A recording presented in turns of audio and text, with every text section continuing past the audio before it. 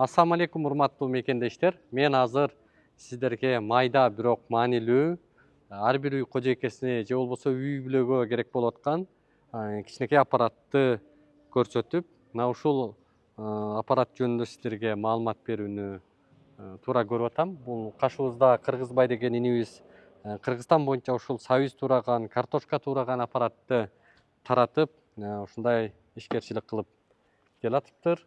Азыр сиздерге кызык болгон болсо, алам деп аткан болсоңуздар, экранга жакыныраак келсеңиздер, мына ушул аппарат жөнүндө кыскача маалыматты көрөрмандарга, каалоочуларга берип кетсең. Ассаламу алейкум. Бул сабиз турагыч станок Индиядан келет.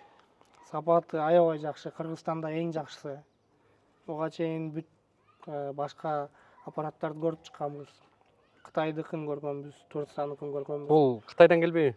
Жок, бул Индиядан келет. Чугундан жасалат. Эң жакшы сапаты.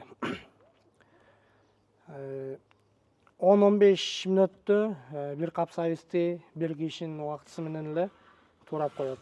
Мына өзгөчө кыргыздын аш тою күзүндө күчөйт. Той аштарда табылгыс 1000ден бири десек болот экен жанагындай аппараттардын.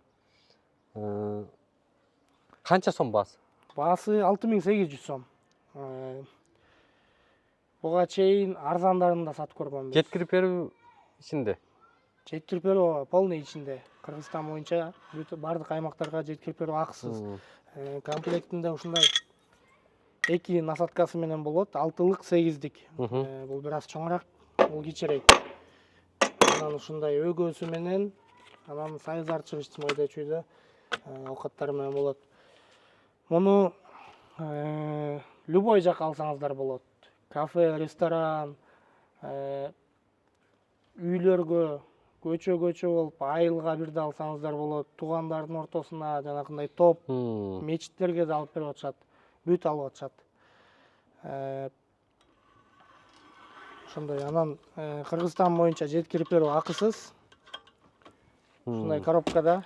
Бул аппарат жыгачка эле бекитип коет экен, мындай, э? Жыгачка же столго эле бекитип коет, анан пайдалана берет. Ооба. Бул упаковкада жеткизилет. Ооба.